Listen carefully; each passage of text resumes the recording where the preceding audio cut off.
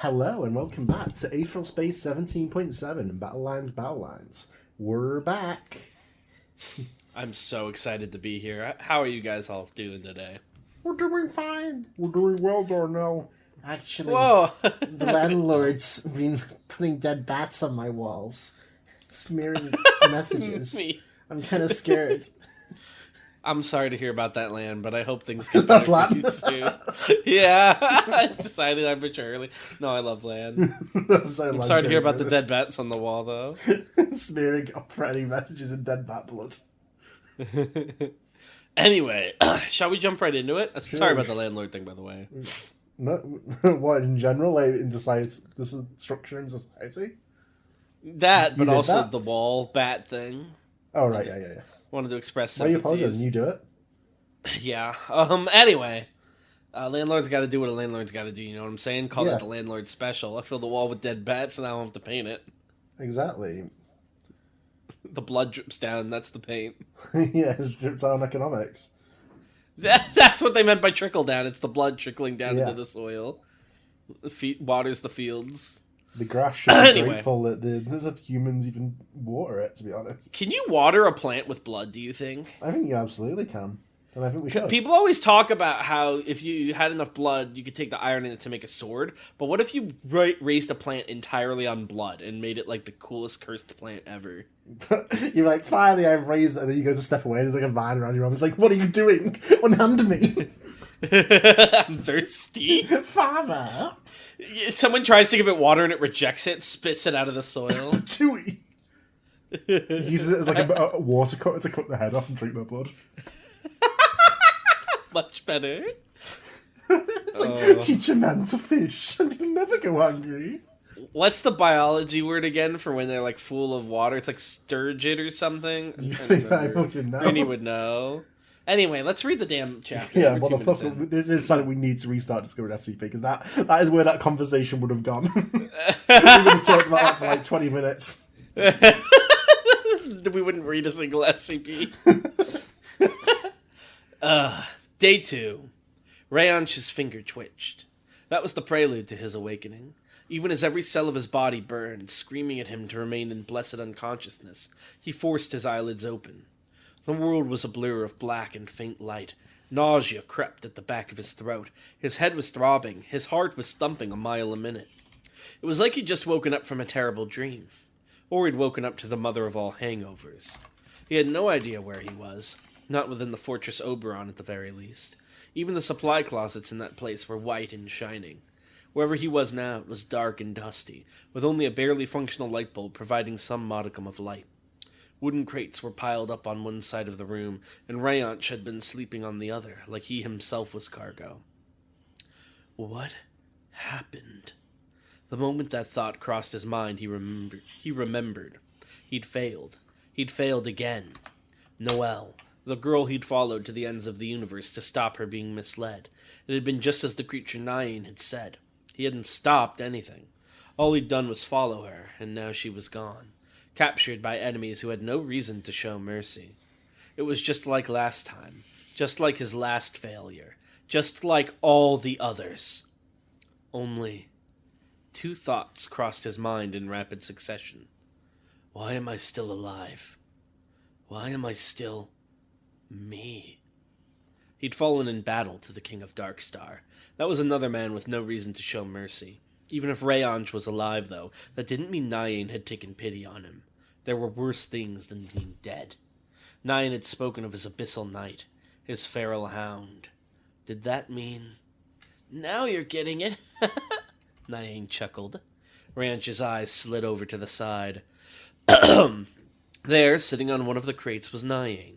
The face that sparked such fury in Rayonch's blood, the voice that twisted Rayonch's brain into utter hatred. And yet, with his current level of strength, there was nothing he could do but lie there and glare at the object of his resentment.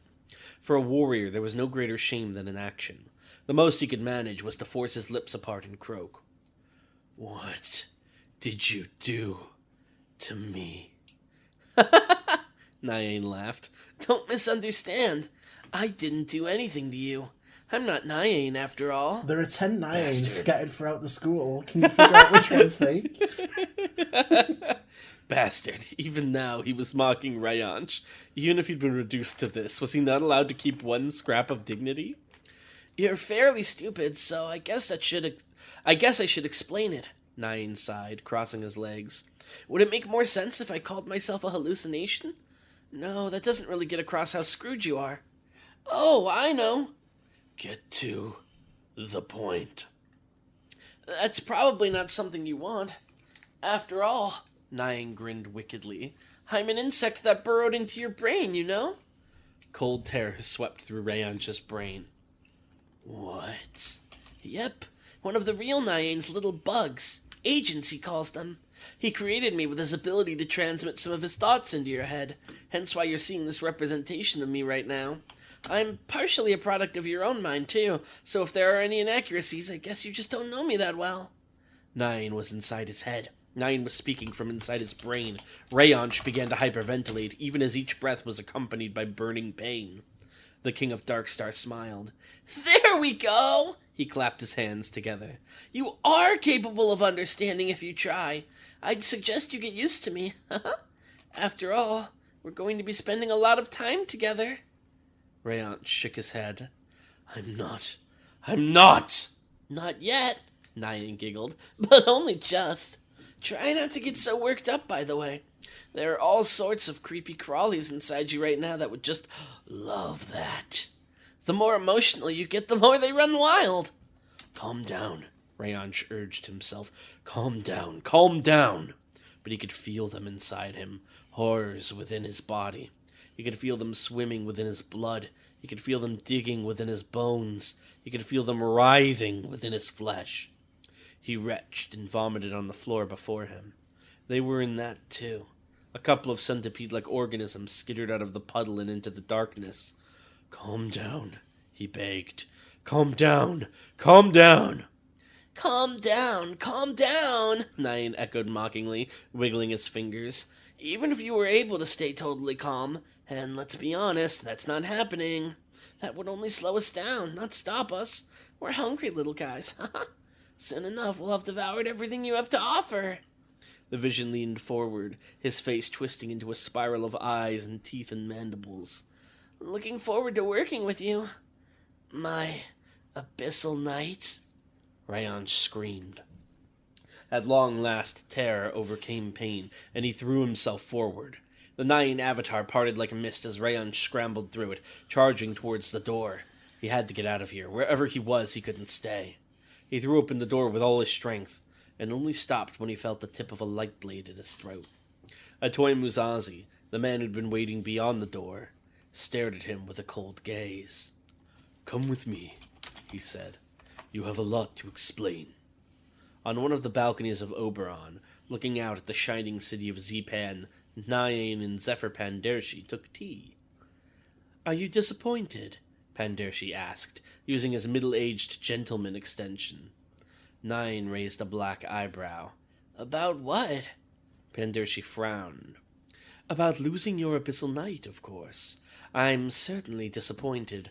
I was looking forward to collaborating on him with you. Oh, that guy? Nyan waved a dismissive hand. He hasn't got away or anything. What I did to him is done. Soon enough, he'll crawl back to us like a good knight. Assuming he doesn't die. That would be a little annoying. Well, Pandershi conceded, he'll make an entertaining piece and play, if nothing else. More tea? Nyan watched in mild amusement as an automatic slid over and refilled his cup. It was one of the special ones that Pandershi had concocted, with black liquid metal squirming out of its cylindrical form and running down its surface like ink. Nyan chuckled as he accepted the cup of tea. Are you sure it's such a good idea? He asked, mildly taking a sip. Using temperance like this? Temperance, one of the Arcana automatics, and along with the Tower and the Lovers, one of those that Pandershi had in his possession. Unlike most of its compatriots, it had little independent intelligence to speak of, but it was capable of upgrading and networking other machinery it came into contact with in order to oppose humanity. Somehow, Pandershi seemed to have brought Temperance to heel. He'd been using it to upgrade his automatic forces, all the while avoiding having them turn against him. Pandershi glanced over to the automatic. Oh, that? It's fine. I've already conquered Temperance. It will elevate my creations, but that's the end of its influence on them. Nine shrugged lightly. If you say so. Oh? Pandershi raised an eyebrow. You have doubts, then? Personally, I make a policy of doubting anything that other people seem confident in, Nine replied. It may not be a thinker, but they say temperance is one of the more dangerous arcana automatics. I won't take it lightly. You say that, but you just took a drink from it, Pandershi pointed out. I guess that's true, Nine said cheerfully. All the same, I wouldn't go as far as letting one tuck me in at night. They sat there for a little longer, drinking tea and nibbling biscuits, until Nine spoke again, quietly, a sly smirk tugging at his lips. So you conquered temperance, eh? He asked. Pandershi's eyes sparkled. Are you interested?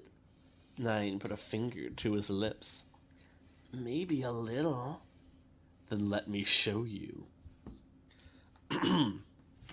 Hey, hey! Cried out a boisterous voice. Pandershi man! To be completely honest, this actually had taken Nyan by surprise. This was the first room he'd seen in Oberon without that garish white lightning, and it was certainly the first disco ball he'd seen within its walls. Strobes of various colors washed over the dark lounge, painting it in the miasma of a rainbow.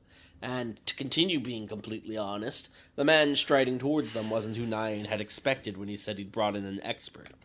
Harry Phantasm, a former data hunter, an offshoot of the Paradisus branch of the Final Church that watched for signs of the Invisible Emperor's appearance.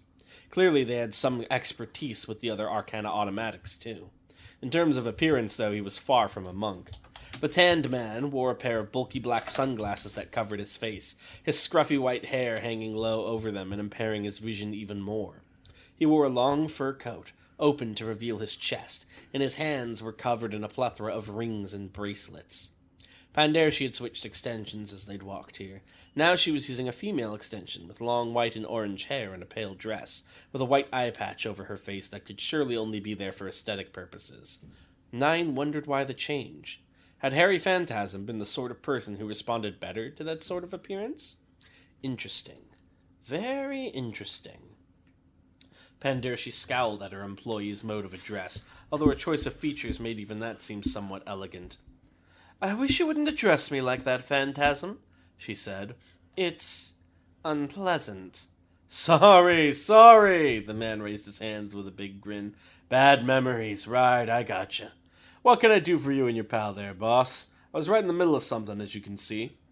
Nine looked past Phantasm to the couch he'd gotten up from. Indeed, it was looking like he'd been in the middle of something. Two members of the Sealy Rangers were lounging there in nothing but their bug masks and white bikinis. Presumably they were tasked with entertaining Phantasm. And then, no doubt, reporting his activities to Pandershi. I want to show my friend Temperance, Pandershi said imperiously. Do it. Phantasm sighed, plucking a remote from the pocket of his coat. Okay. You sure, though? I've never been unsure in my entire life. Beep!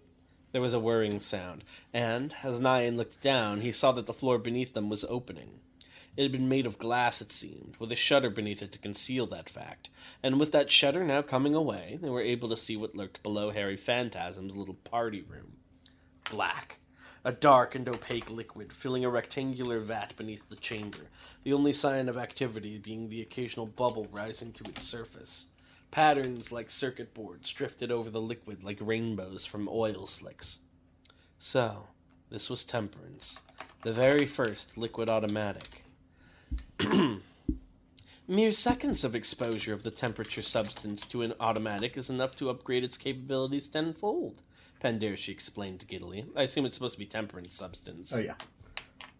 Meanwhile, the cage we've created blocks out any command signals, while making Temperance believe they've gone through. We've basically turned the Arcana automatic into an upgrade mechanism. Wow, Nine said politely. That's so interesting, haha. I'll say it again, Pandershi man, Harry Phantasm said, his face turning serious as he looked at his employer. You should destroy it. Nonsense, Pandershi waved a dismissive hand. It's under my complete control. There's no point in throwing away a resource that continues to produce value. Phantasm hissed through his teeth. Maybe so, Pandushi man, he said. But so many people say these things about the Arcana, and they never have what it takes. Maybe you don't either? Oh no. The air seemed to grow much colder the instant those words left Phantasm's mouth. The girls on the couch froze like statues. Their expressions were concealed behind their masks, but Nine could imagine the looks of shock and horror. Pandarshi slowly turned to look at Phantasm once more, her eye wide with quiet fury. Phantasm gulped. I'd like to make something clear, Pandarshi mumbled, almost feverish, as if her body couldn't even handle her rage. That thing you just said? You didn't say it, okay?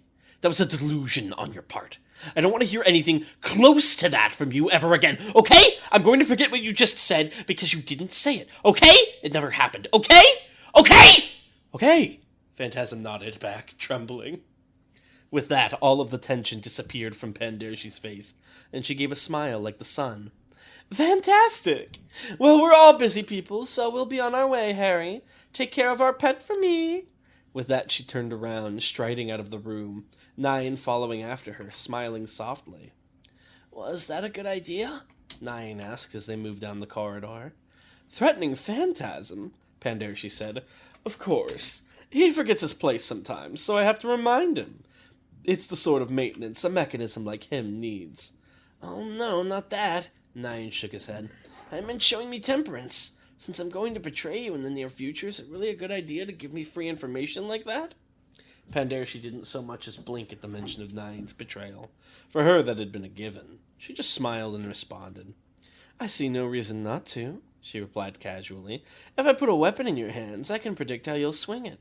Besides, I'm also going to betray you in the near future, so it wouldn't be fair otherwise. Right. Nine nodded sagely. If you think about it like that, then my betrayal is more like self-defense anyway, huh? Ha! Pandarshi barked, like you weren't going to do it anyway. True. Nyan giggled. That's true. The genuine laughter of the two traitors echoed down the halls of Oberon, filled with malice and kinship. These little freaks, dude. Alright, does that mean where it's like the Nyan and Pandarshi subplot? That gif. Oh. Alright, you take over for a bit. And so I ended up here, Rayance Patel concluded, his voice low. That's how I ended up like this. For the first time since beginning his story, he looked up at his audience. As he'd expected, faces of doubt and disgust. The only one who was looking at him blankly was the local girl. She alone didn't understand the severity of his crimes. She was like, what's a Darkstar? He had aligned himself with Darkstar, the enemy of civilization, and allowed himself to be used as a tool for their ends. It couldn't even really be said that they'd tricked him. He'd understood what they were, but he decided he could stomach it so long as it meant keeping Noelle safe, and in the end he'd neglected that duty as well. They were sitting in the ruins of Hazley's base, the withered forest of Ward 8 stretching out before them. Funnily enough, it seemed the forest had already gone through some destruction before rotting away. Some of the trees had been shredded or cut in half, as if caught in a clash between blades. That made sense, though. Wherever people gathered, conflict was sure to follow. Hopefully that same conflict wouldn't reignite between those here now. Ruth Blaine spoke first. So, those tentacle things? Nyan infested my body with them, Rayance nodded. I believe that cretin Pandarshi was involved as well. When he spoke Pandarshi's name with such venom, Rayance saw Hazley sit up. It seemed she was keen to find someone with equal hatred to her own. If I don't keep control of myself, Rayance continued. Well, you saw. Can you? As he asked. He was standing against the half-broken chunk of wall, radiance still burning from his arm. This splendid warrior wasn't taking any risks with a traitor to mankind. Quite right of him. Rayance raised his eyebrows. What? He asked. Can you keep control? Slowly, Rayance nodded. Yes, now that I understand the situation. Yes, I believe I can. He looked up, forcing what remained of his resolve into his eyes. My goal is to bring down Nyan and escape this planet. I believe that's the same for all of you, yes? Or at least our goals are compatible. You think we'll accept you as a comrade? Uzazi asked. We fought together before, Rayance pleaded, leaning forward. On Talden, we escaped from prison together. That was before you stained your name to this degree, Uzazi sniffed before looking down at the others. What do you think? The man with the face of the Supreme, the one who called himself Brother Worm, sighed and ran a hand through his hair.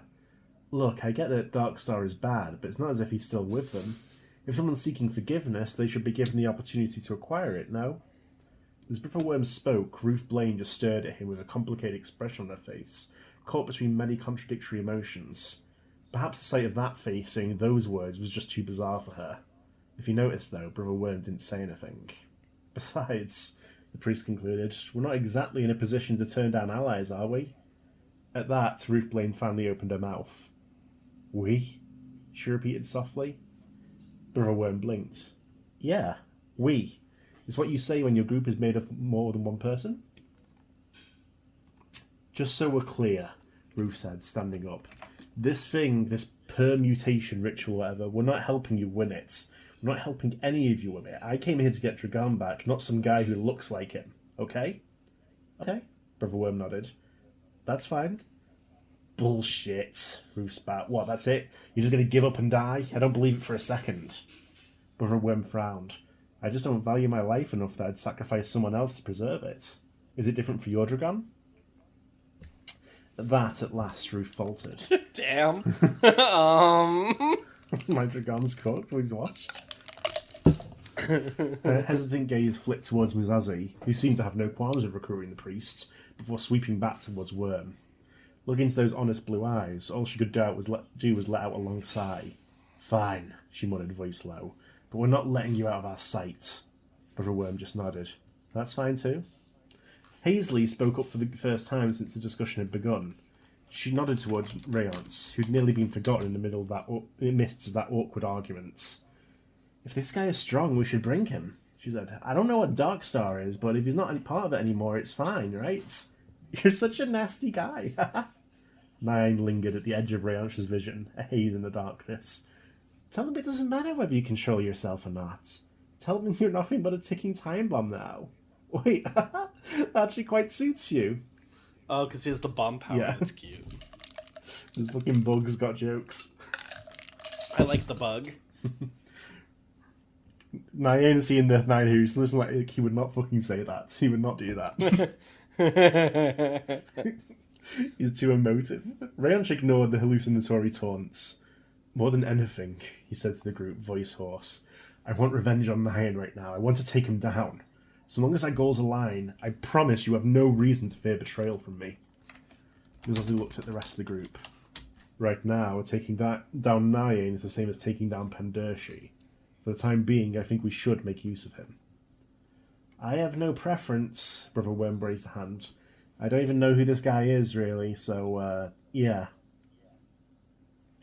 If he's strong, we should bring him along, Hazley insisted. Ruth cast her a sceptical glance. You can't even use Aether, she said. It's dangerous. What makes you think we're bringing you along? Hazley smirked. I know the city like the back of my hand. Oberon, Zephyr, all of it. You won't be able to get anywhere without me as a guide. And how exactly do you know the entire city so well? Muzazi frowned. Hazley looked up, but she couldn't meet the swordsman's eyes. I'll tell you if you bring me with you. Ruth and Muzazi exchanged a glance before sighing as one. Fine. Let me just do a little rewrite. It was a bit awkward. I didn't like it as I was reading it. Fine, Ruth said, running a hand through her hair. Both of you, Haley and Rayance, we're up against the entire planet here. We need all the help we can get. Speaking of which, Muzazi stepped forward, clearing his throat. For the first time, an awkward note has entered his voice. I think I know how best to start. How's that? Oh, no. Worm cocked his head. Muzazi looked at the rest of the group seriously, his gaze lingering uncertainly on Ruth Blaine for just a moment. For a second, it looked like he might chew back his words and let them vanish forever. Eventually, though, he did release them. We find more of Dragon Hadrian. The fucked up thing is, would Capricorn Dragon even recognize Muzazi in his current state? He's like missing an arm, his face is fucked, he's got a mask, his hair is not brushed. He's chopped, to be frank. Didn't he used to have like a samurai ponytail and now he just has like frayed hair? This poor guy. He's been through all the wars. Yeah. He's certainly gotten beaten up. Maybe we could land Pan out for just like a second. Just fix everything. All right, we got some Aether questions, don't we? Yeah, we sure do. I hope so. All right. Lan asks, could Erica have made a duplicate of her consciousness and put it in a proxy body to basically clone herself? Yeah, she probably could. Wiser asks, have the Fleur or Grace families ever had other members that tried to become supreme? Well, there's been a couple of Defleurs who've tried. Every couple of Dawn contests, you'll see one of them pop up. But it's usually not like the Baron or the head of the family themselves, because if they die, it's like, well, fuck. Now who's going to take over? Was the Baron Lucien Defleur that Daemon defeated in his Dawn contest the closest either family has come? I would say so, yeah, because they were in the top couple of that Dawn contest. The Grace family, though, they have not tried in the past. They're very comfortable in the sort of servile position, generally speaking. Lan asks, why can't Nine just create another Smith? There's nothing stopping him, but the consciousness of Smith was the result of it being around for a very long time. So he couldn't just make another one and have it be Smith again. He would have to make one and just develop naturally. Interesting, but he can clone himself. Yes. Well, Well, does he just not understand Smith's mentality enough to do that? Smith is like a slime that changes into anything, so it's not as simple. I see. Stift asks... And we'll learn more about the clone thing anyway, so that's... Wasn't Smith made from someone? No. Oh. Smith eats people, and then, as it's digesting them, it can use their abilities. Oh, I thought he, took one of his siblings and made it Smith. No.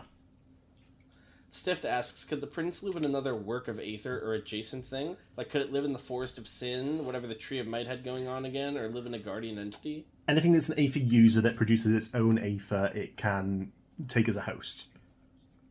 Ooh. So the Tree of Might is an Aether ability. The Forest of Might is an Aether ability. It couldn't hold the prince on its own. Could Scout hold the prince? Scout? Or Sidekick, I mean? No, Sidekick's not an Aether user. It's an Aether supplement. Because it mimics the brain. It tricks it into thinking, oh, here's more space, here's more Aether. It's not itself an Aether user, so the prince would not. How come we haven't seen any Sidekick creatures since? Well, we've seen adjacent thing, Aether batteries in various forms. Yeah. Alright, let's cut it off there, and then we'll have a few left for the last one. Thank you all for watching, and hey, we'll see you next time. Bye. Bye.